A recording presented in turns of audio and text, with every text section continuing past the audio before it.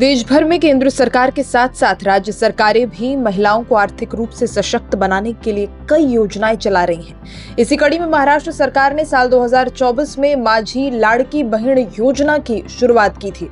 इस योजना के तहत करोड़ों महिलाओं को हर महीने 1500 की आर्थिक सहायता दी जा रही थी, मगर अब इस योजना में कुछ हेरफेर हुई है।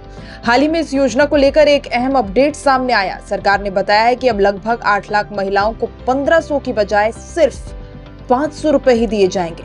इसके कारण ये है कि इनमें से कई महिलाएं पहले से ही नमो शेतकरी महासम्मान निधि यानी MSMN से हर महीने 1000 रुपए की सहायता ले रही हैं। महाराष्ट्र सरकार की योजना के नियमों की माने तो अगर कोई महिलाएं 2 योजना का लाभ ले रही हैं तो कुल सहायता राशि 1500 रुपए से ज्यादा नहीं होनी चाहिए। इसी वजह से अब उन महिलाओं को लाड़की बहन योजना के तहत सिर्फ 500 रुपए ही दिए जाएंगे। इस योजना की पात्रता क्या है, आपको ये भी बता देते हैं। सरकार ने इस योजना के लिए कुछ अहम मापदंड तय किए हैं।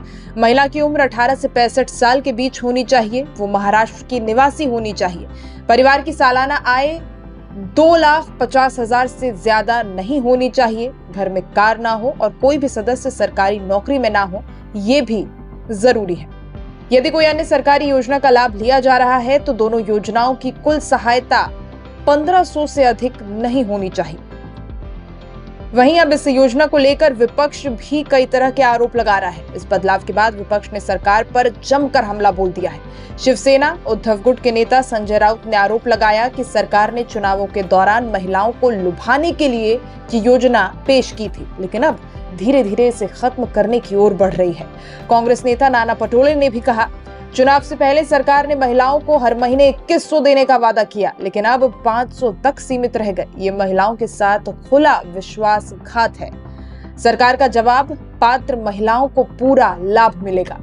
मगर इस पर रिएक्शन देते हुए राज्य के वित्त राज्य मंत्री आशीष जायसवाल ने विपक्ष के आरोपों को सिरे से खारिज कर दिया। उन्होंने कहा, जो महिलाएं योजनाओं की सभी शर्तों को पूरा करती हैं उन्हें 1500 की पूरी राशि मिलती रहेगी।